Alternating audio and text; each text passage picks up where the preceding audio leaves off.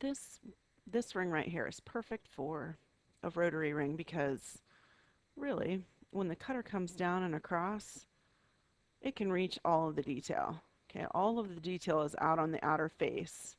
So on the rotary ring job using the 3-jaw chuck, okay, it's the perfect strategy for this. Very first thing you want to do is um, for a rotary ring is for a 3-jaw chuck project is make sure that you have a ring rail available. Okay, and the way you want to do that is normally there's a ring rail is just a curve there in the center of the project. Okay, if you click on this,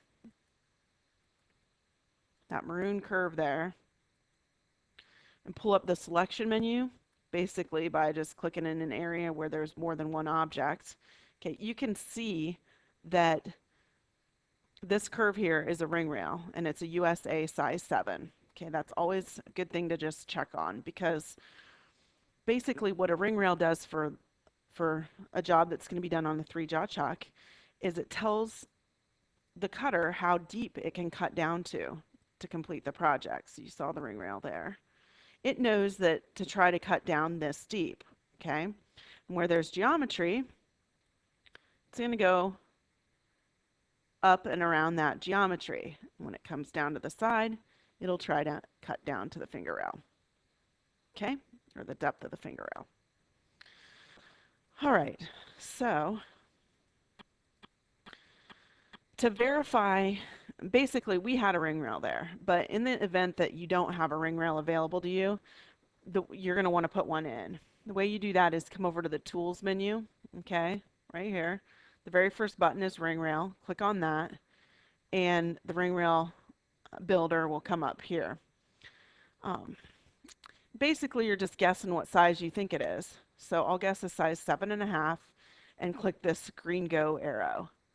If we zoom in here, you can see that that is too big for our ring. So we'll choose a different one. Says you already have a ring rail. Do you want to replace it? Yes, we do with a new size. Okay, and that's a size 7. So we're ready to rock and roll into the builder. Okay. In the builder menu, toolpath builder. Here's the C toolpath builder. We're going to click on that button there. And it's going to bring us into the Revo C toolpath builder. And basically, you just want to follow the instructions. It says put your model in the box. So we're going to select the entire model, grabbing it there, sticking it in the model window. And it says, I think you're making a ring. If this is correct, select the support setup. Otherwise, click on non-ring model. Okay, it knows we're making a ring because we have a ring rail in there. Okay, that's why it was important for us to do all that at the beginning. Okay, you can always verify the ring rail information right here. We know it's a size 7, and a size 7 is equivalent to a circle that the diameter of a circle that's 17.33 millimeters across. Okay, sometimes people get into trouble here because they'll forget a ring rail and they'll enter into the builder and they'll put 7 in this box because it's a size 7. Well, size 7 is equivalent to 17.33 millimeters. So if the cutter was trying to come down all the way to 7 millimeters, well, you can imagine that it's not going to stay on the ring too very long. Okay. So after that, we want to choose the strategy. Oh, and just take note, you can always come up here and turn the shade button on or off if you need to shade your model at any point in time. Okay.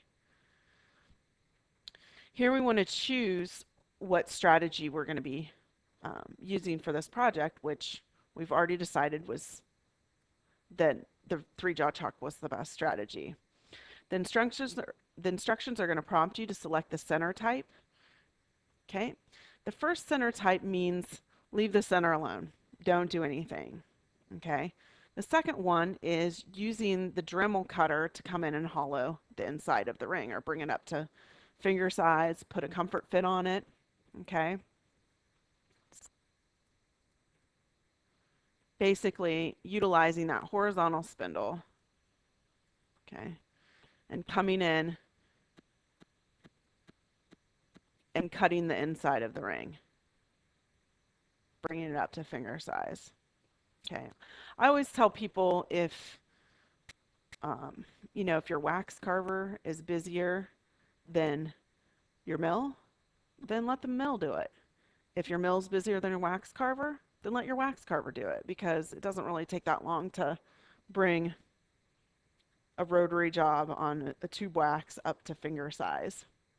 So you have the option of not doing it or doing it. We're going to choose this option, which is telling it that we want to cut the inside. Now, it's going to bring up a preview of the wax size that it thinks we should use. You always just want to peek at it and verify that your project fits inside of it and that you have this wax size. Okay, we've done pretty much everything we need to on this page, so we'll click next. On this page, we're making certain that what we choose here we have available to us in the shop. Okay, it's important that you always match what you're actually telling the computer that you're using up to what you're actually using,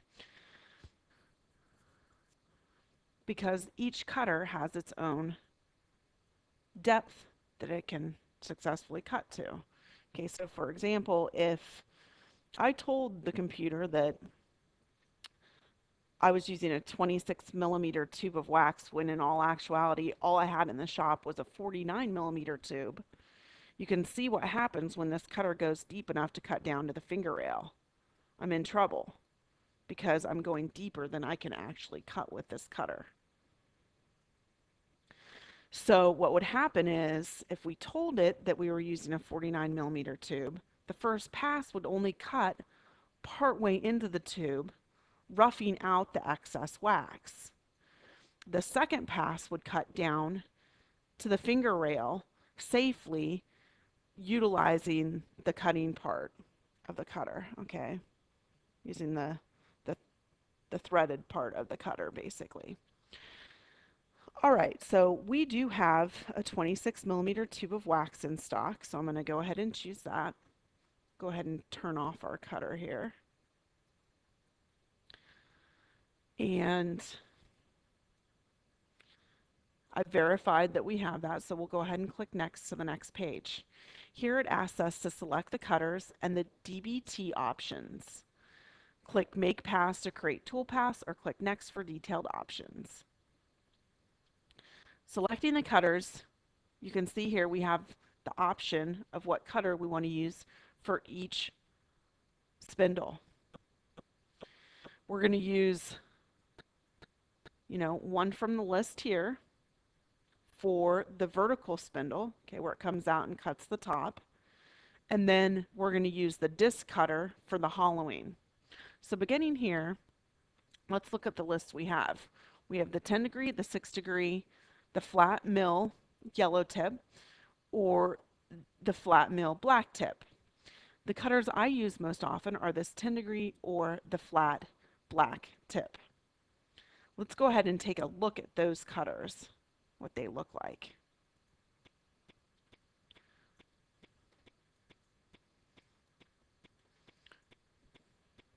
The 10 degree has a 5-degree angle on each side, making 10 degrees. The flat mill cutter has, or the 032 black tip, has a straight edge to it. Okay, you can see here for the detail on this quilted ring, the 10-degree cutter tip can get down into some of this really detailed area easily, while the black tip 032 cutter is just too wide to get in there and cut some of this. So the tool path will not allow it to go down and penetrate any geometry. Soon as it goes down far enough that it's at risk of penetrating geometry, it'll come up and around the geometry. Just to compare the two, the tip diameter of the two, you can see that the 10-degree cutter tip is much smaller than the black 032 tip. The 10-degree tip is 0.1 millimeters, whereas the the black tip 0.032 inches is equivalent to about 0.8 millimeters tip thickness. So for our example, it would be best to choose the 10 degree. Let's get rid of these just momentarily. We'll verify that it's the 10 degree cutter here. It happens to be the default cutter. And the Revo disc cutter is what we're going to be using for the hollowing down. Remember, we're going to be hollowing the inside of our project out, bringing it up to finger size.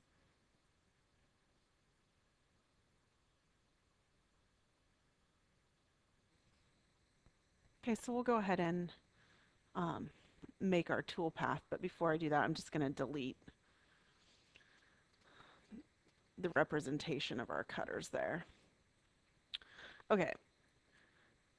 When I click the Make Paths button, it's going to make the tool paths that are going to be used to cut out this project. And you can see here that it's going to take a couple of minutes for this to work, so I'm just going to pause the video. Okay, after your tool paths have been created, you'll see a tool path display on your screen. And I always recommend that you take a good look at these tool paths. Make sure they're doing what you want them to do. So I'll double click on the title bar to expand the viewport.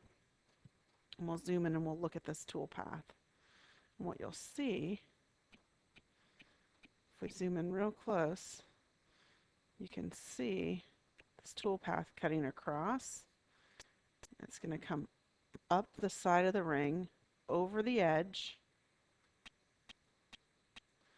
down in between the detail, as far as it can get with that 10 degree cutter, over, up the next edge, all the way across, and then back. Okay?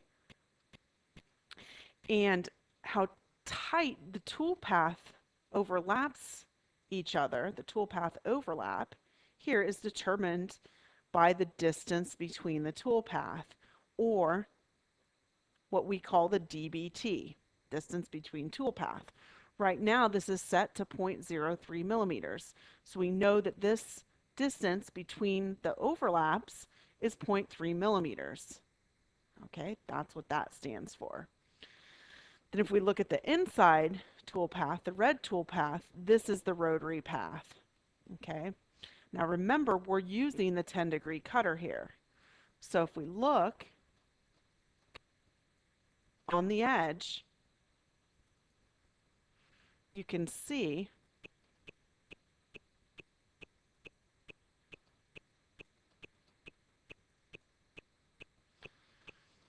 that this is the taper from the edge of the 10 degree cutter. Okay. If we're to process this with the 032 cutter,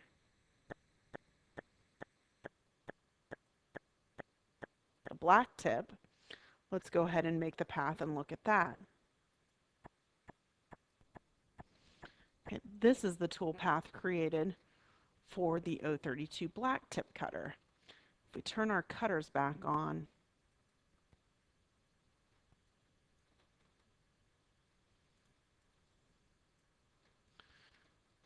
you can see that the tool path steps out from the edge of the ring. If we look real close,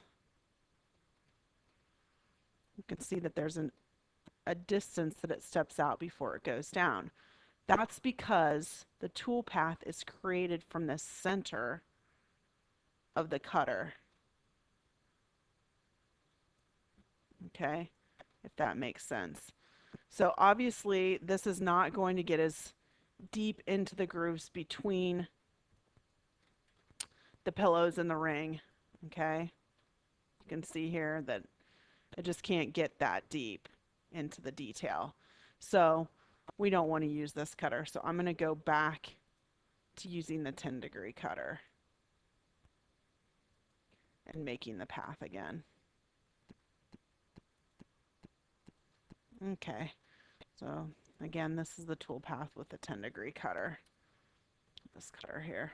So you can see why it's stepping away from the edge so it doesn't nick into the edge of the ring. Okay, so to go ahead and finish this off, all we need to do is save the file. Click the Save Path option, and it'll bring up the output file, okay, the location where you're going to be saving it. Always defaults you to the RVO file found within the My Documents Matrix 6 folder.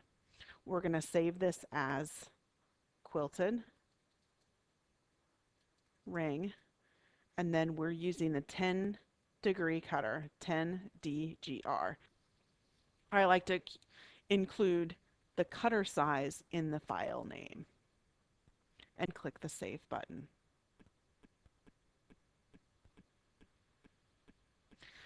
And this is how you process the toolpath within the Matrix Revo Mill C toolpath builder.